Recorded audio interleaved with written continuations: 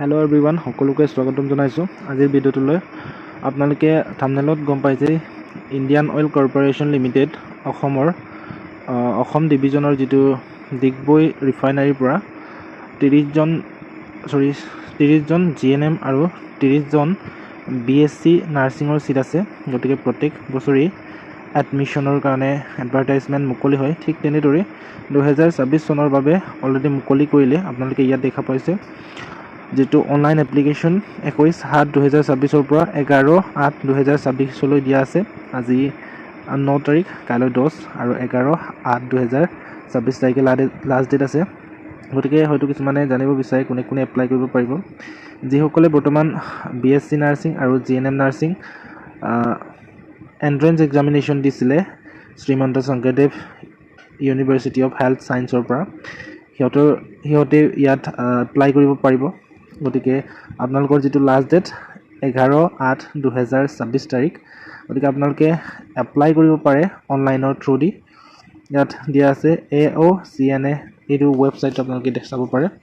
এইটো ৱেবছাইটত আপোনাক গৈ পিনিও আপোনালোকৰ এপ্লিকেশ্যনটো কমপ্লিট কৰিব পাৰে, কাউন্সিলিং। গতিকে কেনেদৰে কৰিব পাৰি সেইটো মই দেখুৱাই আছোঁ।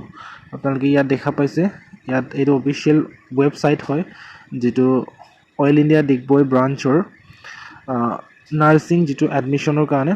ইয়াত দুটা অপশ্যন দিয়া আছে, লগ ইন অপশ্যন দিয়া এটা, ৰেজিষ্ট্ৰেশ্যন অপশ্যন এটা। গতিকে আপোনালোকে যদি ৰেজিষ্ট্ৰেশ্যন কৰা নাই তেতিয়াহ'লে আপোনালোকে ফাৰ্ষ্টত ৰেজিষ্ট্ৰেশ্যন কৰিব লাগিব। নেক্সটত আপোনালোকে ইউজাৰ ID আৰু পাছৱৰ্ড দি পিনি আপোনালোকে লগ ইন কৰিব পাৰিব। লগ ইন কৰি পিনি আপোনালোকে আপোনালোকৰ যিটো এপ্লিকেশ্যনটো কমপ্লিট কৰিব লাগিব। ফাৰ্ষ্টত ৰেজিষ্টাৰ কৰিব লাগিব। ৰেজিষ্টাৰ কৰিবলৈ আপোনালোকৰ নামটো লিখিব লাগিব ইয়াত, আৰু মোবাইল নম্বৰ ইয়াত এণ্ট্ৰি কৰিব লাগিব, ইমেইল ID আৰু পাছৱৰ্ড আপোনালোকৰ যিটো মন যায় সেইটো দিব পাৰি। But strong password, capital letter, alphabet, numeric এইবিলাক দিব লাগিব। আৰু এবাৰ যিটো পাছৱৰ্ড আপোনালোকে দিছে সেইটো দি পিনি আপোনালোকে ইয়াত কেপচাটো সিহঁতৰ প্লাছ বা মাইনাছত দিয়া আছে 24+226 ইয়াত মাৰি দিব লাগে। তাৰপিছত ৰেজিষ্টাৰ অপশ্যনত ক্লিক কৰি পিনি প্ৰচিড কৰিব লাগে। যেতিয়া আপোনালোকে তেনেদৰে কৰে তেতিয়া আপোনালোকে ইয়াত দেখা পাইছে, মই নেক্সট ষ্টেপটো দেখুৱাই আছোঁ।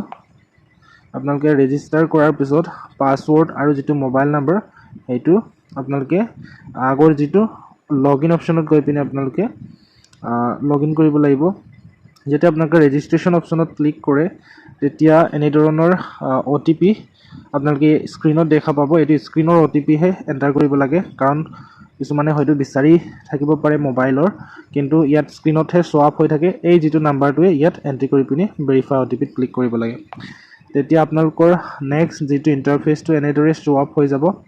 ইয়াত দেখা পাইছে OTP verified successfully, welcome to Assam oil college of nursing Digboi admission portal. গতিকে আপোনালোকে ইয়াত এনেদৰে চাব পাৰিব।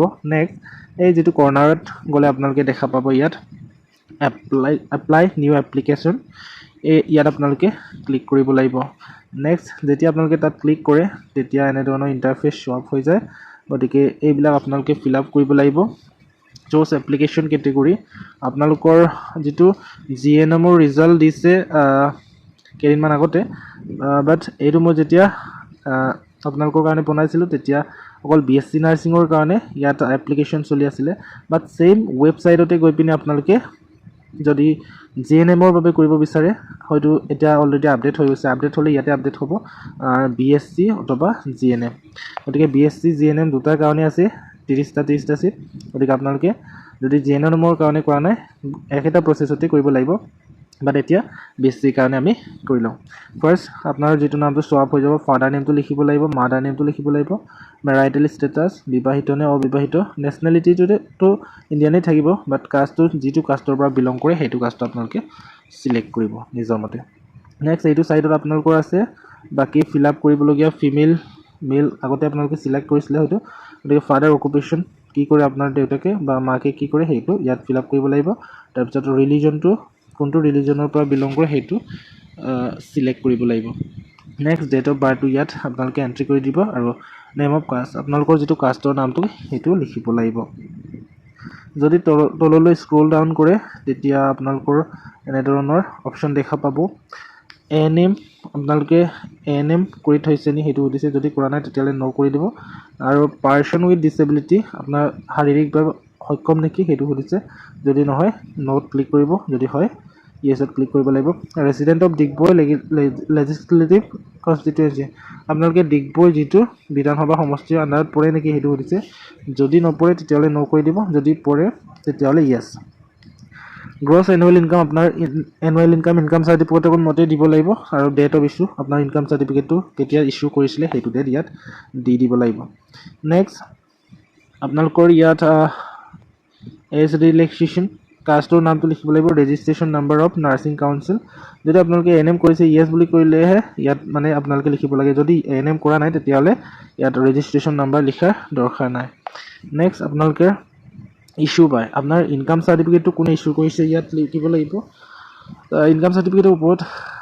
লিখাই থাকিব কোনে ইছ্যু কৰিছে তাৰপিছত আপোনালোকৰ নেক্সট ফাইনেন্সিয়েল ইয়েৰ কোনটো বছৰৰ যিটো ইনকাম চাৰ্টিফিকেট হয় সেইটো আপোনালোকে ইয়াত দিব লাগিব নেক্সট যেতিয়া ফিল আপ কৰে তেতিয়া আপোনালোকৰ এই ছাবমিট আৰু নেক্সট অপশ্যনত আপোনালোকে ক্লিক কৰি পিনি আগবাঢ়িব লাগিব যেতিয়া আপোনালোকে তাত ক্লিক কৰে তেতিয়া এনেধৰণৰ অপশ্যন শ্ব' আপ হৈ যাব যিটো কৰেছপণ্ডেণ্ট এড্ৰেছ ইয়াত আপোনালোকে ভিলেজ নিজৰ জেগাৰ নাম post office police station state mobile নাম্বাৰটো অট'মেটিকেলি শ্ব' আপ হৈয়ে যাব আৰু নেক্সট আপোনালোকৰ ইয়াতো পোষ্ট অফিচ পিন কোড সেই গোটেইকেইটা লিখিব লাগিব ডিষ্ট্ৰিক্ট সেইকেইটা আপোনালোকে নিজৰ মতে লিখি দিব আৰু নেক্সট যদি কৰেছপণ্ডেণ্ট এড্ৰেছ আৰু যিটো আপোনাৰ পাৰ্মানেণ্ট এড্ৰেছ যদি ছেম হয় তেতিয়াহ'লে ইয়াত ক্লিক কৰি দিব পাৰিব ইয়াত সোধা হৈছে নেক্সট আপোনালোকৰ এই গোটেইকেইটা যদি চিমিলাৰ হয় তেতিয়াহ'লে এই যিটো টিক মাৰ্কটো দিব লাগিব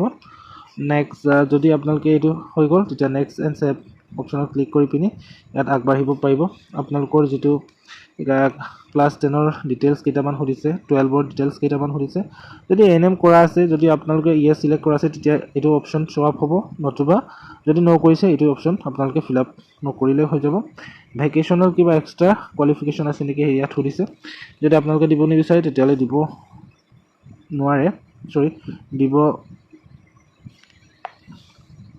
নিদিলেও হ'ব এনি আদাৰ কোৱালিফিকেশ্যন যদি আপোনালোকৰ আদাৰ কোৱালিফিকেশ্যন আছে তেতিয়া ইয়াত ফিল আপ কৰি দিব পাৰে নতুবা নাই নেক্সট এইবিলাক ফিল আপ কৰাৰ পিছত এনেধৰণৰ এডুকেশ্যনৰ কোৱালিফিকেশ্যন আপোনালোকে ফিল আপ কৰিব লাগিব আৰু next common entrance examination roll number যিটো এক্সাম দিওঁতে GNM বা BSc নাৰ্ছিঙৰ এক্সাম দিওঁতে আপোনালোকৰ এডমিট কাৰ্ডৰ ৰোল নম্বৰ কি আছিলে সেইটো ইয়াত লিখিব লাগিব নেক্সট ক্লাছ 12ত ইংলিছত কিমান মাৰ্ক পাইছিলে ইয়াত সুধি পছে ইয়াত এণ্ট্ৰি কৰিব লাগিব আৰু total mark obtaining common entrance এক্সামত কমন যিটো এণ্ট্ৰেন্স এক্সাম হৈছিলে তাত আপোনালোকে কিমান মাৰ্ক পালে তলত দিব লাগিব ওপৰত ইংলিছত ক্লাছ 12ত কিমান পালে সেইটো দিব লাগিব নেক্সট ছাবমিট এণ্ড আপডেট অপশ্যনত ক্লিক কৰি পিনি ইজিলি প্ৰচিড কৰিব পাৰে প্ৰচিড কৰাৰ পিছত আপোনালোকে ইয়াত দেখা পাইছে ডকুমেণ্ট আপলোডত আপোনালোকৰ যিটো ডকুমেণ্টকেইটা পাছপোৰ্ট ফটো কাষ্ট চাৰ্টিফিকেট আৰু ইয়াত দেখা পাইছে ছিগনেচাৰ আপলোড কৰিব লাগিব ছিগনেচাৰ আপোনাৰ ছিগনেচাৰ এজ